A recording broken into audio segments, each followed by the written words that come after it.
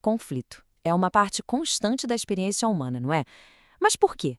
Hoje, a gente vai fundo no entendimento do espiritismo para investigar as verdadeiras raízes do antagonismo entre as pessoas. E como a gente vai ver, tudo começa com duas coisas: o egoísmo e o orgulho. Já se fez essa pergunta? Por que, com tanto avanço, tanta tecnologia, os conflitos e os problemas sociais parecem que nunca vão embora? É uma questão que está aí há séculos. E a resposta que a gente vai explorar hoje, olha, não está lá fora no mundo, está dentro de nós. Então, para a gente entender de verdade esses problemas, a gente precisa ir direto na fonte. Qual é a verdadeira origem de tantas das nossas dificuldades como sociedade? Vamos descobrir agora. E aqui a gente já chega no ponto-chave. Conforme o entendimento do Espiritismo, quase todos os nossos problemas, desde aquela briga boba até as grandes crises sociais, nascem de uma sementinha só: o egoísmo. É aquela força que nos faz colocar nossos interesses acima de tudo e de todos. Tá, mas vamos detalhar isso. O que é exatamente o egoísmo? Como é que esse inimigo interno funciona e por que ele consegue fazer tanto estrago na nossa vida e na sociedade?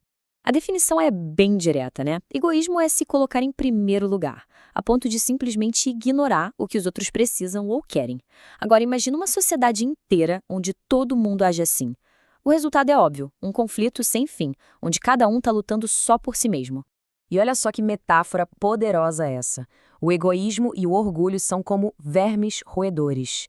Isso mostra como eles corroem por dentro até mesmo as melhores ideias, as melhores instituições, impedindo que qualquer progresso de verdade, duradouro, aconteça.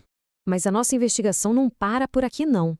Se o egoísmo é o problema que a gente vê, de onde ele vem? Qual é a fonte dele? Vamos cavar só um pouquinho mais fundo para achar essa raiz.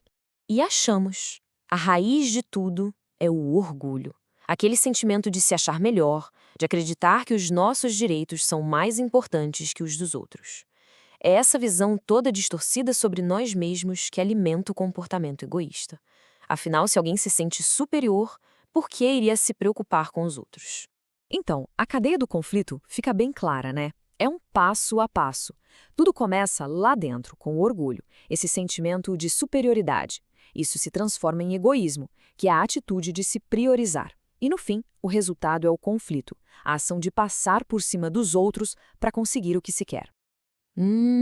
Mas isso levanta uma questão bem importante. Se o orgulho e o egoísmo são tão comuns em todo lugar, será que eles fazem parte de quem a gente é? Será que fomos criados assim? E aqui vem uma ideia que muda tudo. De acordo com o entendimento espírita, o orgulho e o egoísmo não são originais da nossa natureza. Na verdade, eles são um exagero, um abuso, um desvio de algo que é bom e que a gente recebeu: o instinto de sobrevivência, o instinto de conservação. A diferença fica muito nítida aqui. De um lado, a gente tem um instinto de conservação equilibrado, que é útil, nos protege, é bom. Do outro, esse mesmo instinto, só que exagerado, abusado, que se transforma em orgulho e egoísmo. Então o problema não é o instinto em si, mas o que a gente faz com ele.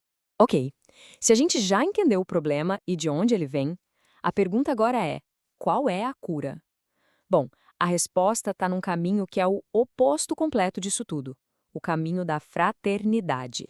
E o antídoto para esse veneno do egoísmo tem três ingredientes principais: caridade, fraternidade e, o mais importante, a abnegação. A abnegação é, de forma bem simples, a escolha de colocar o bem dos outros antes do nosso. É o oposto direto do orgulho e do egoísmo. É uma lei. Onde um existe, o outro não consegue sobreviver. E aqui a gente vê os dois caminhos possíveis, lado a lado. O ciclo do egoísmo, que começa no orgulho, sempre leva ao conflito e à infelicidade. Já o ciclo da fraternidade, que começa na abnegação, nos guia para a caridade e, no final, para a paz.